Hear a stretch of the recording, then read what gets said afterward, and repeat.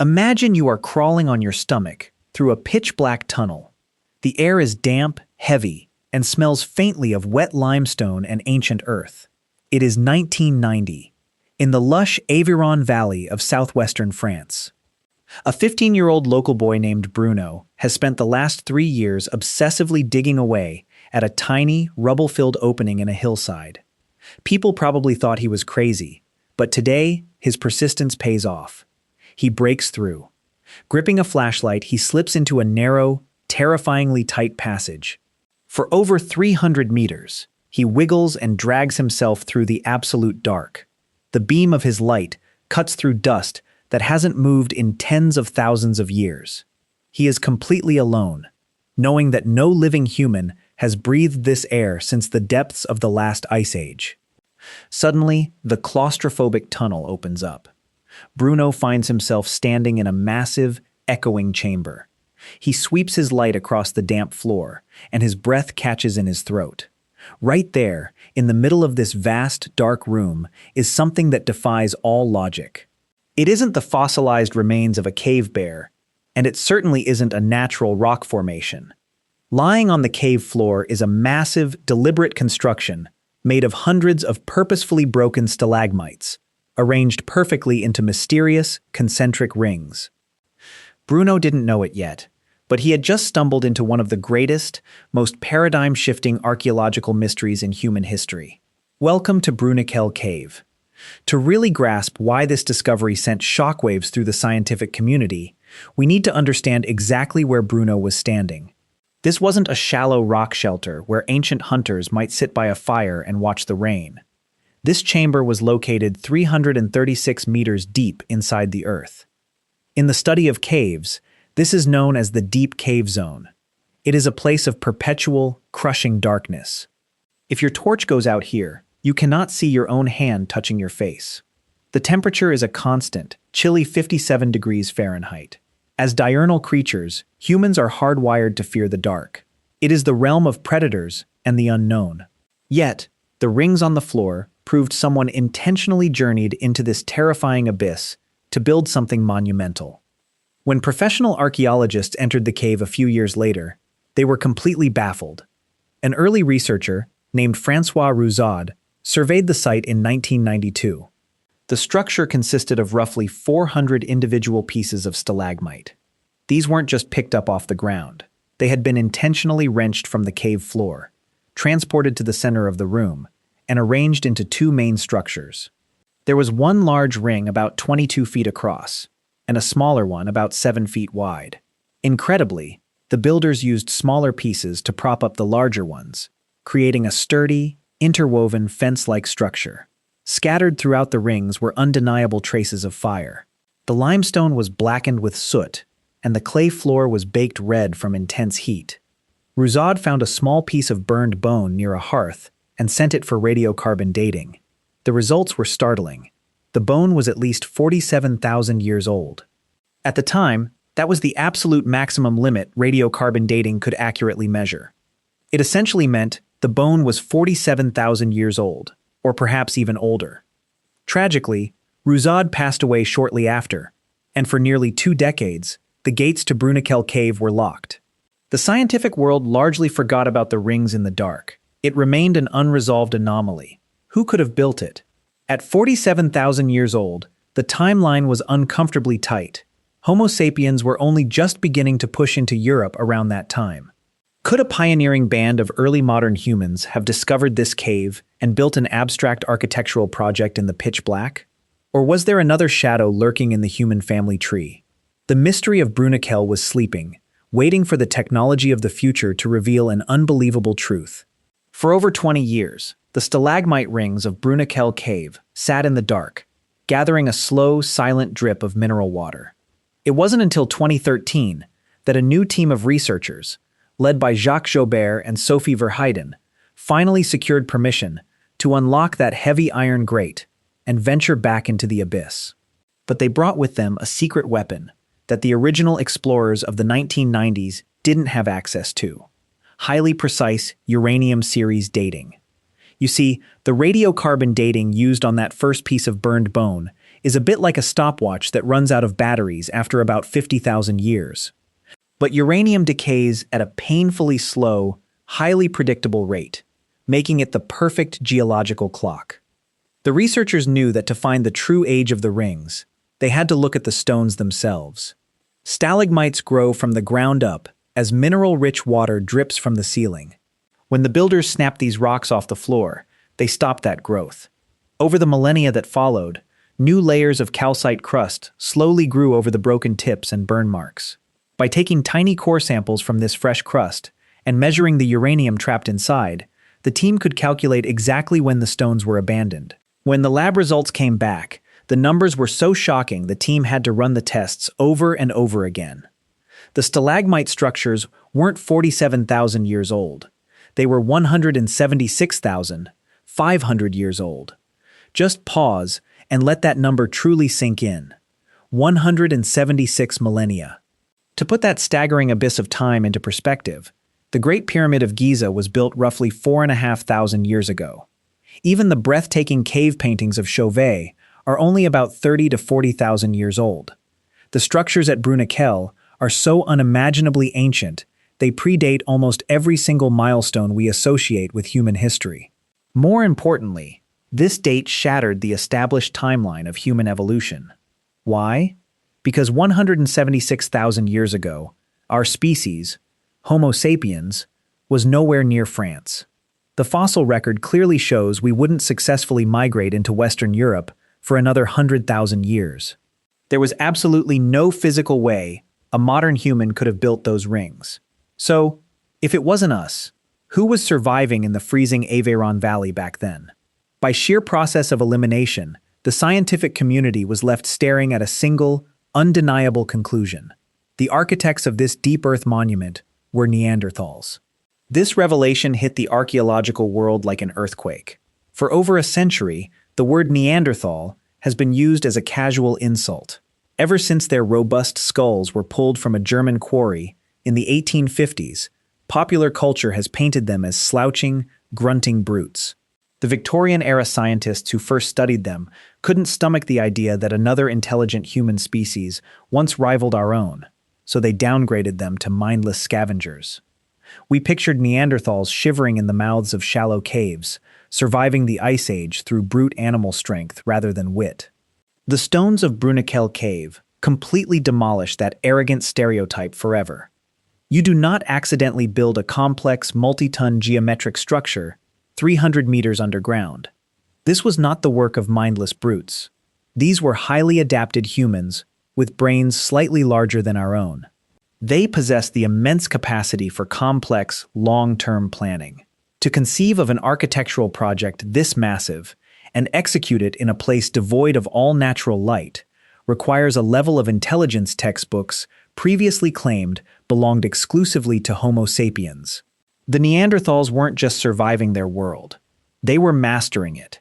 And as we are about to discover, conquering the subterranean abyss required overcoming one of the most terrifying logistical challenges of prehistoric life. Step into the shoes of a Neanderthal engineer for a moment. You are standing at the entrance of a limestone cavern, looking down into a terrifying black void. To even consider venturing 336 meters into that suffocating darkness requires an absolute, unwavering mastery of fire. In the deep cave zone, there is no twilight. There is no ambient glow. Your eyes will never adjust, because there is not a single photon of light for your retinas to catch. If you lose your light source in the belly of the earth, you do not just get a little lost, you die in the dark. So, how do you keep a subterranean construction site illuminated long enough to move over 2 tons of solid rock? This was not a quick in-and-out trip. Wrenching 400 stalagmites from the floor and arranging them into complex walls would have taken immense physical exertion over hours, if not days, of continuous labor. You need fuel, and you need a massive amount of it. But carrying heavy, bulky logs of wood through hundreds of meters of tight, jagged tunnels is a logistical nightmare.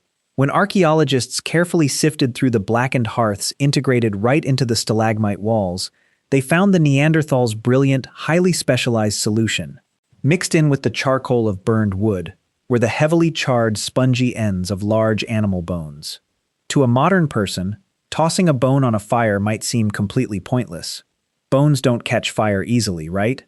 But to a prehistoric survivor, animal bone was a premium, high-tech fuel. The spongy tissue inside the joints of large game is packed with marrow and animal fat. When you get a standard wood fire burning hot enough and throw these specific bones into the flames, the fat slowly ignites. It acts exactly like a modern charcoal briquette or a heavy-duty, slow-burning candle. Bone burns incredibly hot. It burns extremely slowly. And crucially, for an unventilated underground chamber, it produces far less choking smoke than regular wood. The builders even constructed small pillar-like structures out of rock, specifically to hold these fires, effectively creating elevated spotlights to illuminate their workspace. Think about the mind-boggling supply chain required to pull this off.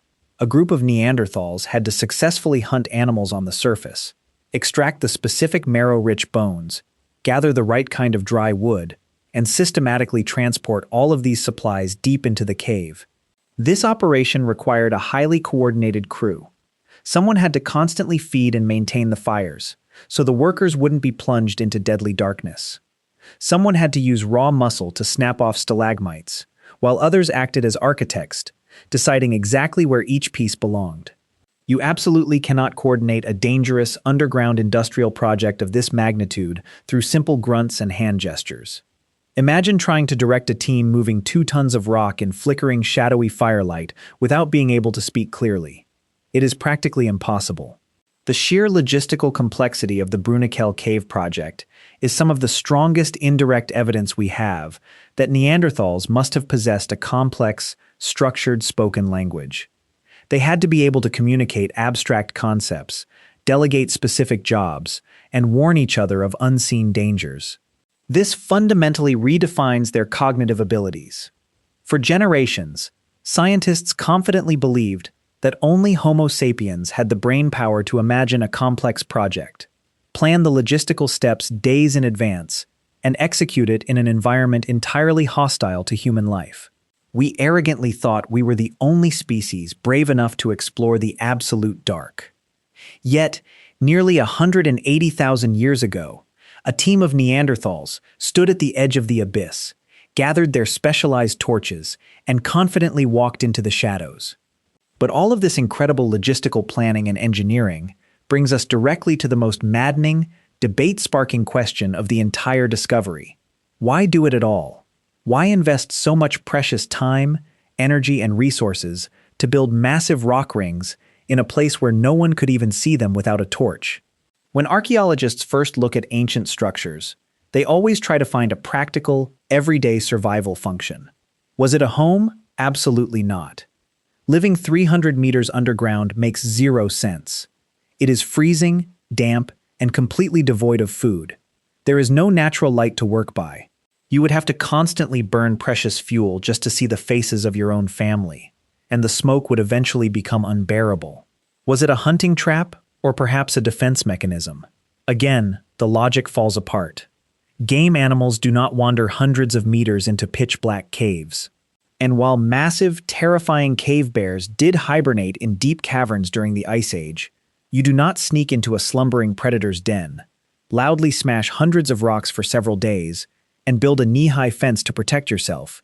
It would be a suicide mission. When we rule out basic survival, we are left staring at a conclusion that makes many traditional anthropologists deeply uncomfortable. The structures at Bruniquel Cave serve no practical physical purpose. And in archaeology, when a massive, labor-intensive project has no practical utility, it crosses a massive evolutionary threshold. It enters the realm of the abstract. It becomes symbolic. Let's look closely at the architecture itself to understand this cognitive leap. The Neanderthal builders didn't just pile up rocks randomly to clear a space. They were incredibly precise. They deliberately chose stalagmites of similar diameters. They snapped them off from the floor, and then intentionally broke them again to create pieces of relatively equal length, roughly a foot to a foot and a half long. They laid these uniform pieces horizontally, stacking them in up to 4 layers to form thick walls.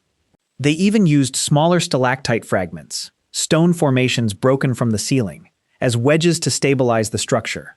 This is deliberate pattern design. They were creating a clearly defined enclosed space, an inside and an outside. When you realize that a group of beings moved 2.2 tons of rock in the dark to create a geometric space that didn't keep them warm, didn't feed them, and didn't protect them from the rain, you have to ask, what were they feeling? What were they thinking?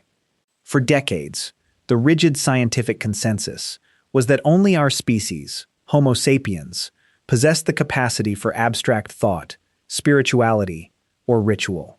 We were the chosen ones who painted majestic animals on cave walls and pondered the mysteries of the universe. But Bruniquel suggests that 176,000 years ago, long before we ever set foot in Europe, Neanderthals had a rich, complex inner world. Picture yourself standing just outside those rings back then. The air is thick with the earthy smell of burning bone and animal fat. The firelight dances wildly across the jagged limestone walls, casting massive, flickering shadows. A group of Neanderthals is gathered inside the enclosure. Are they conducting a terrifying rite of passage for their young, testing their bravery against the crushing weight of the dark? Are they engaging in a ritual to secure a good hunt, appealing to the unseen spirits of the deep earth? Or is this simply a sanctuary, a secret, sacred meeting place, completely cut off from the harsh, freezing reality of the Ice Age world above? We will probably never know the specific chants, stories, or beliefs that echoed in that dark chamber. But the undeniable truth etched into the stone is that they had a culture, they had an imagination. They were driven by the exact same burning curiosity and need for meaning that drives us today. They didn't just want to survive the brutal Ice Age. They wanted to create something bigger than themselves. And against all odds, they succeeded. Their monument waited in the absolute silence for nearly 200 millennia, preserving a ghostly echo of their minds. But what does this mean for us today, as we look back at the extinct cousins we once dismissed as mindless beasts? The mystery of Bruniquel Cave forces us to hold up a mirror to our own deeply ingrained prejudices about the ancient world. For generations, we have written the story of human evolution as a triumphant, solitary march to the top. We cast ourselves as the undeniable, destined heroes of the narrative, while comfortably relegating species like the Neanderthals to the role of evolutionary failures. We assumed they eventually vanished because they simply weren't smart enough, adaptable enough, or innovative enough to keep up with the changing climate. But those stalagmite rings, lying silently in the chilling dampness of the deep cave zone, tell a radically different, far more beautiful story. They remind us that the Neanderthals thrived in the brutal, unforgiving environments of Ice Age Europe for hundreds of thousands of years. That staggering level of longevity doesn't happen by accident, and it certainly doesn't happen through brute animal force alone. It requires profound physical resilience, intricate social bonds, and a deep, complex understanding of the world around them. When we consider that most people alive today carry a small percentage of Neanderthal DNA, the narrative shifts even further. They didn't completely disappear into the ash heap of prehistory. They interacted with us, they mated with us, and they merged with us. The builders of the Bruniquel rings are, quite literally, part of our own genetic tapestry. We still carry the blood of those ancient, subterranean architects walking around in our veins today. Think about the immense, undeniable courage it took for them to step away from the safety of the sunlit world and plunge into a completely alien, hostile environment. That action represents the exact same fundamental, restless urge that drives modern humanity today.